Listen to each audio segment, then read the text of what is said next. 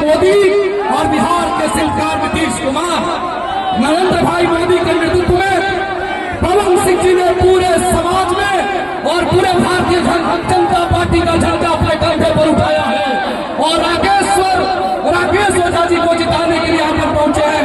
भाई और बहनों, पवन सिंह की नीति अच्छी है, पवन सिंह की नीति अच्छी है, पवन सिंह की नीयत अच्छी है, पवन सिंह का नेतृत्व अच्छा है, इसलिए नरेंद्र भाई पर विश्वास किया है।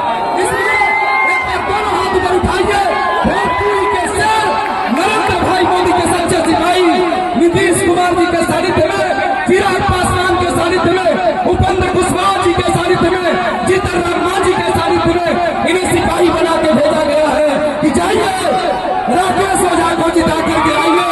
तो पवन सिंह जी को नरेंद्र भाई मोदी ने, अमित शाह ने, राजीव प्रताप ने, संजय मयूख ने, नीतीश कुमार ने और उपेंद्र कुशवाहा ने, जीतन राम मांझी ने, चिराग पासवान ने आशीर्वाद देके भेजा है।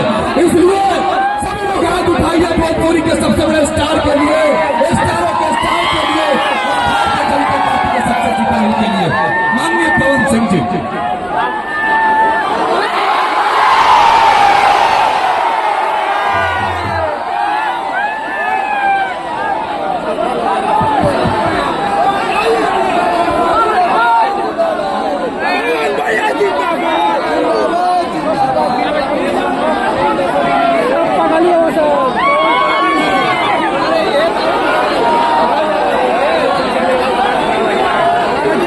सबसे पहले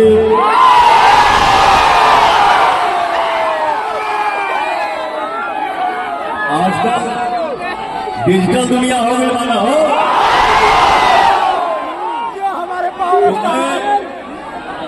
अपने परिवार के साथ, अपने साथियों के साथ एक सेल्फी लेना चाहता हूं।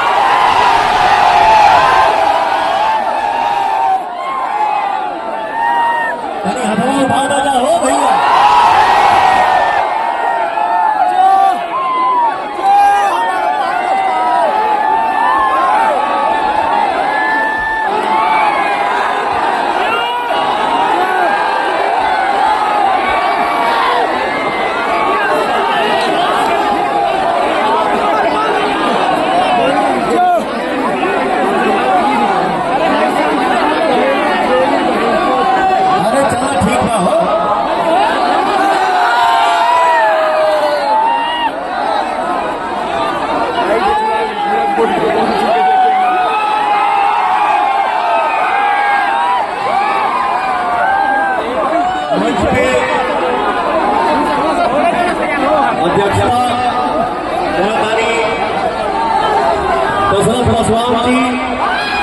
प्रखंड अध्यक्ष लोजपा संचालक मिश्रा जी, प्रदेश समिति सदस्य राजेंद्र मिश्रा जी, पूर्व विधायक प्रतिनिधि मुक्तेश्वर ओझा जी और भुवन ओझा जी, वरिष्ठ भाजपा नेता बंटी पांडे जी, भुवन पांडे जी,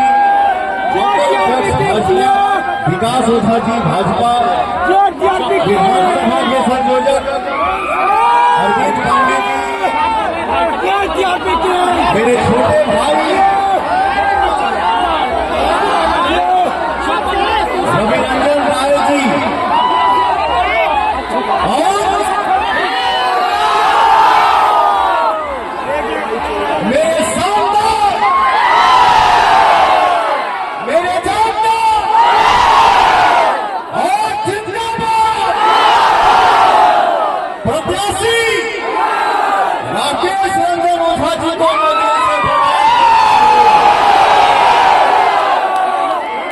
और भैया हो राम बेटा, आज और स्वर्गीय, सबसे पहले स्वर्गीय विशेश्वर ओझा जी को मैं दिल से प्रणाम करता हूँ, नमन करता हूँ। आज शाहबाद में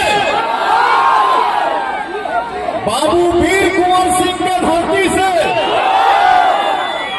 राहुल पवन सिंह, राउत पवन बेटा, राउत पवन भाई, आप सबके पहलवान, सबके गौर छूटे गौर वाला ताली ताली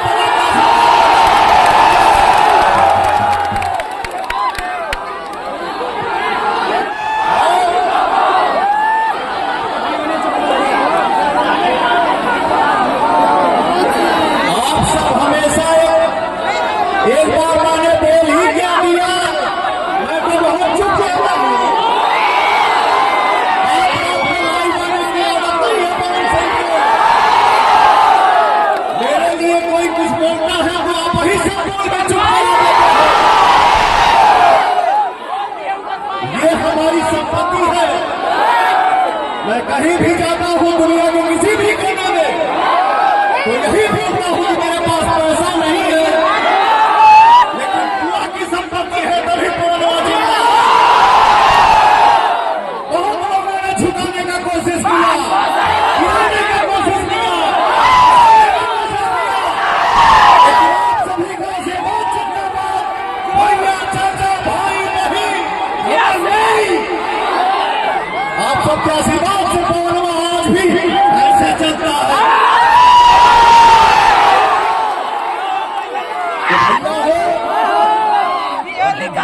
हमारे जितने मीडिया से भाई हैं, हमारे जितने यूट्यूबर भाई हैं, अरे तेरी बैठो जा भैया, देखे तो जा, देखे जो हमको देखे आएगा। सबको प्रणाम करता हूँ। अरे लगो चारों तरफ जाएगा भैया।